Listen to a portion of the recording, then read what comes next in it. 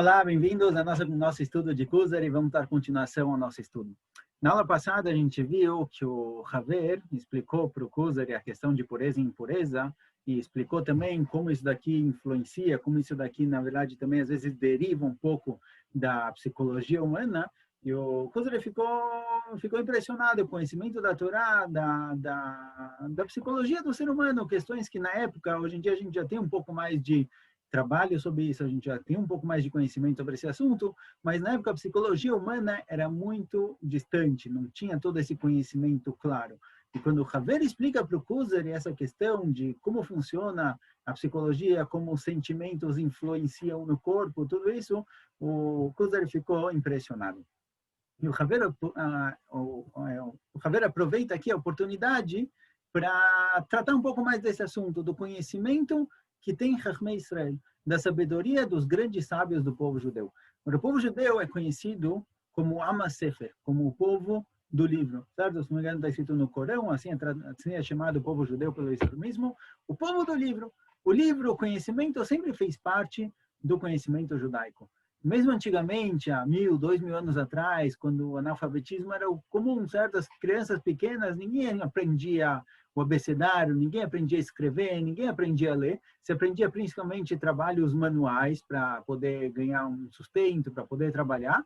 No povo judeu, o alfabetismo era básico, era algo extremamente necessário, tanto pelo estudo da Torá, quanto pela compreensão. Quando você tem um alfabeto, quando você sabe ler, quando você sabe escrever, isso daqui traz muito mais conhecimento para a pessoa. Então, a questão de escolas é algo que nunca faltou no povo judeu.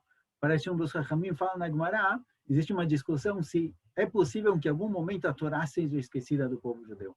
E agora fala, olha, a gente tem que agradecer grandes Chachamim que falaram que a Torá nunca foi esquecida por causa deles.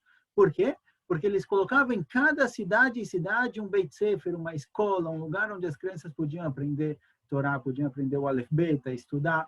Conhecimento, a sabedoria sempre foi natural para o povo judeu, ele sempre buscou essa sabedoria.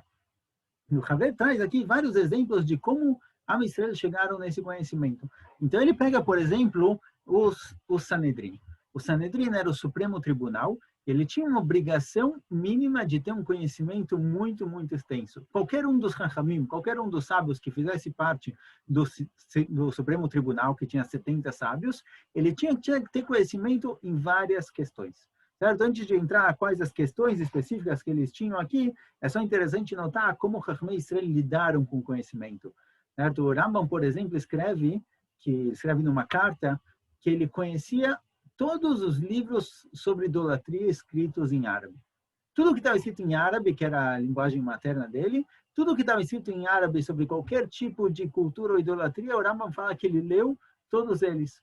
Porque se ele vai querer lidar com essas pessoas, ele vai querer explicar o judaísmo relacionado, comparado com todas essas religiões, culturas e ideias que tem em volta, ele precisa saber lidar com elas, ele precisa conhecer.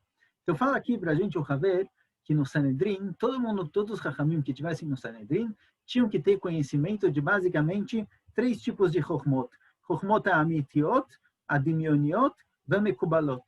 Amitiot são as verdadeiras, certo? A intenção dele aqui é falar na nossa linguagem, são Madei Ateva, são exatas, certo? Questões exatas, matemática, física, química.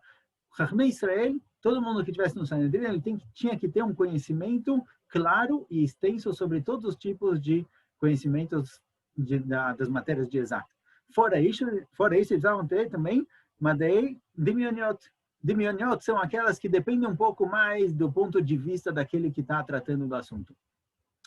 Madei Meduekim, matemática e todas as exatas, você não tem como influenciar muito o que está acontecendo. Você tem uma fórmula fixa e é algo muito objetivo. Tem Madei Aruach, que são um lado de humanas, que aqui a gente tem um pouco mais de influência no que acontece. Certo? Qualquer pesquisador que está tratando sobre algum problema, uma questão psicológica, que está tratando sobre alguma questão sociológica, ele tem muita influência na decisão final, na conclusão do assunto que ele está tratando.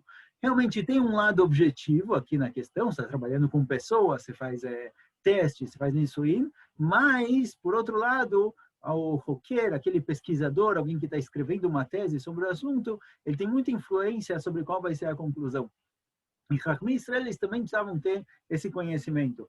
Então, por exemplo, filosofia, psicologia, astrologia, a influência dos astros sobre a pessoa, eles também precisavam conhecer isso.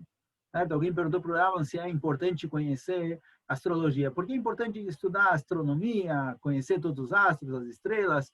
O Ravan fala que isso daqui era básico. Quando os Chachmei Israel, todo mundo que quisesse definir quando vai ser o Rosh Chodesh, quando vai começar o mês, ele precisa conhecer a lua. Ele precisa saber qual o período sinódico da lua, ele precisa saber definir exatamente quando a lua está nascendo, quando a lua já está cheia. Eram conhecimentos básicos para Chachmei Israel. E eles tinham isso, sem isso eles não podiam entrar no Sanedrim. Então, fala o Haver para o Kuzer, olha, em Am Israel, no povo judeu, tinham sempre 70 sábios que eram do Sanedrim. E esses 70 sábios, eles tinham que ter um conhecimento muito extenso, como a gente falou, em exatas, eles tinham que ter muito conhecimento de humanas, eles tinham que ter conhecimento também de Amekubalot. Mekubalot são acordos, são coisas que dependem de cada cultura e cultura, cada país e país. Eles têm que estar por dentro das regras, da forma de viver, do lugar onde eles moram e também de outros lugares.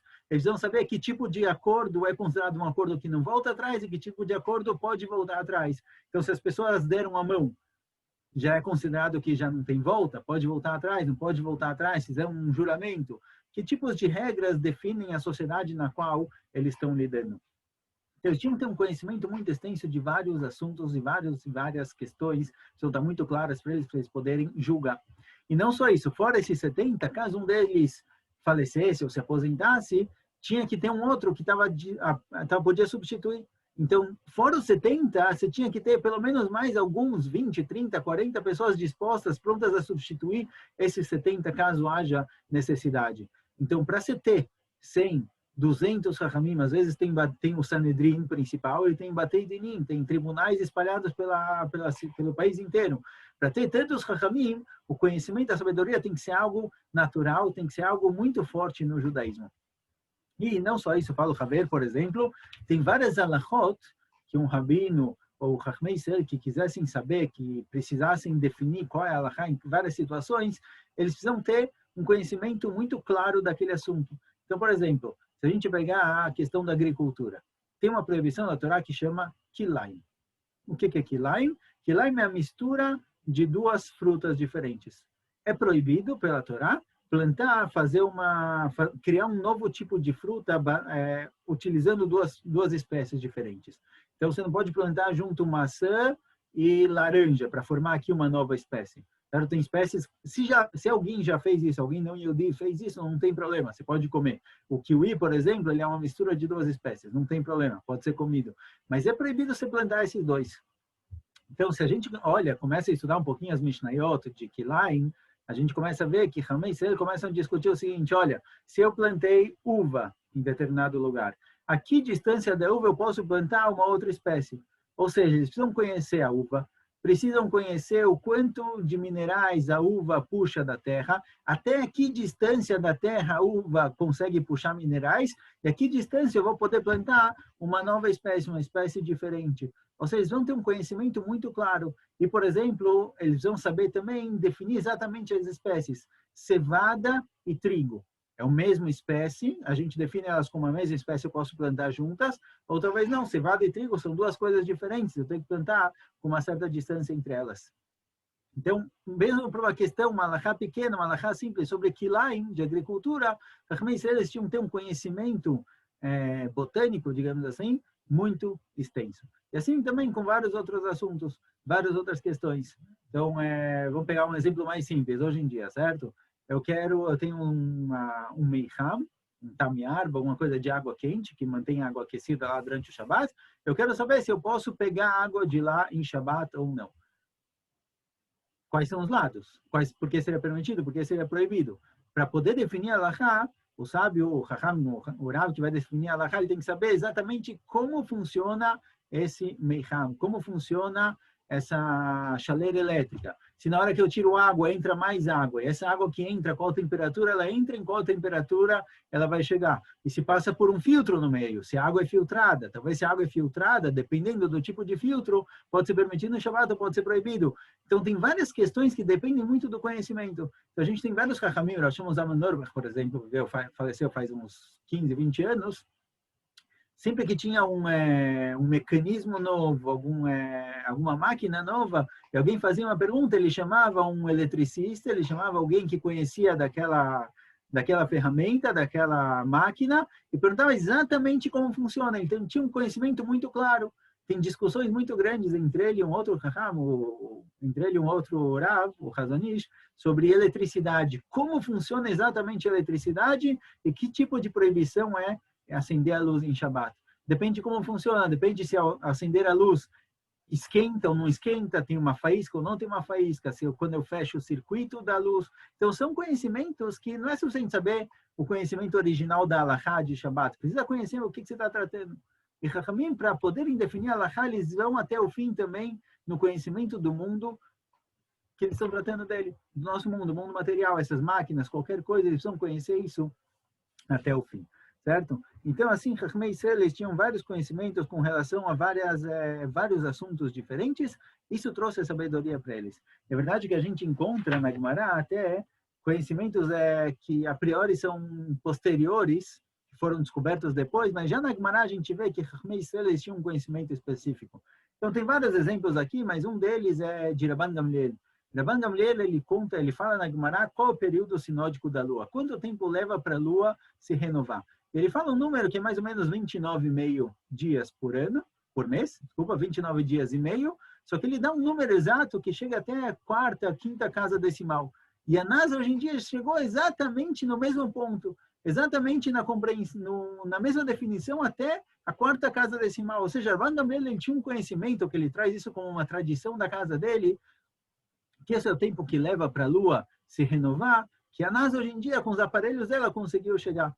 Então, se a gente pegar a questão da vacina, certo? A vacina foi descoberta por Louis Pasteur.